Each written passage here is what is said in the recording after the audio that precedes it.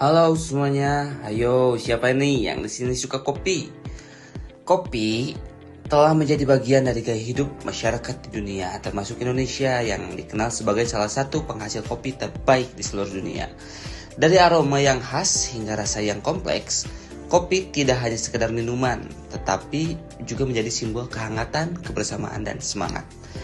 Industri kopi harus berkembang seiring meningkatnya minat terhadap citra lokal dengan pengalaman menikmati kopi secara lebih personal.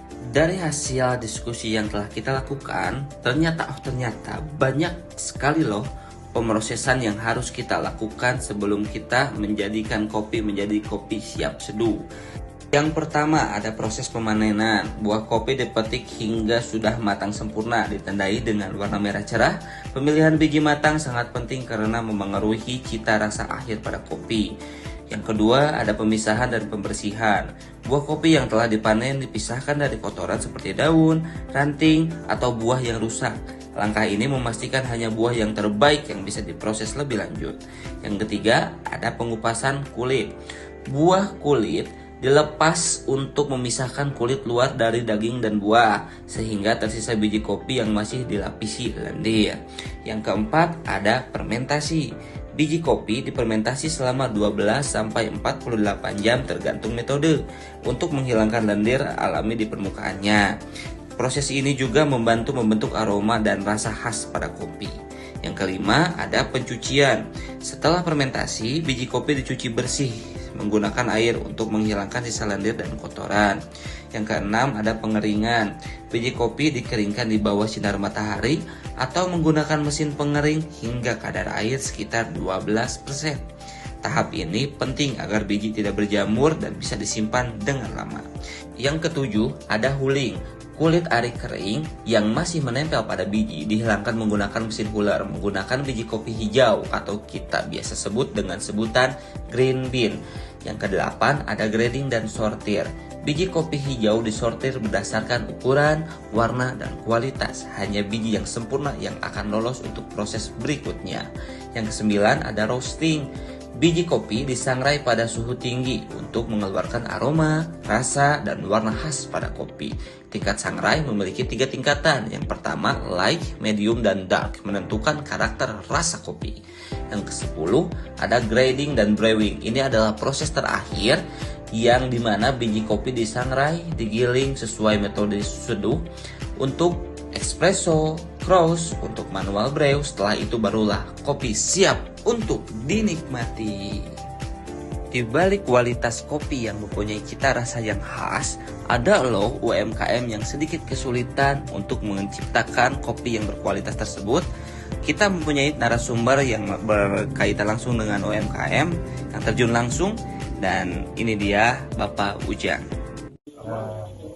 Perubahan dari yang ke-8 itu yang paling menjadikan penyebutan pengeringan sampai pengerasan dingin. Apalagi kalau kita makan tendensinya lebih tinggi ya, pasti kita paling sering paling sering. Nah, diantisipasi kita punya GH kecil-kecilan juga. Nah, di GH kan enggak stabil suhunya kadang naik kadang turun. Setelah obrolan yang cukup panjang, kita menangkap bahwa permasalahan utamanya adalah menjaga temperatur suhu pada greenhouse, yang dimana itu sangat berpengaruh pada kualitas kopi, sehingga kualitas kopi bisa menurun jikalau suhu tidak sesuai dengan temperatur yang telah ditetapkan. Dengan begitu, kami menawarkan solusi inovatif dengan menggunakan monitoring dan kontrol suhu berbasis IoT, yang dimana solusi ini bisa menawarkan solusi cepat dalam penanganan ketika suhu tidak dalam ketentuan.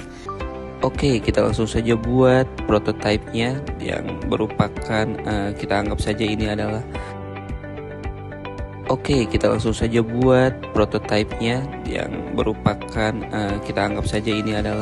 sebuah prototipe dari greenhouse dari biji kopi, dimana ini akan menjadi prototipe dari bentuk aslinya nanti. kita sudah pasang blower, heater, serta sensor-sensor. Dan kita juga buat dari bahan triplek. Jadi buat teman-teman, ini hanya simulasi ya teman-teman, jadi boleh kita cek dulu apakah berjalan sesuai dengan yang berlaku ataukah tidak.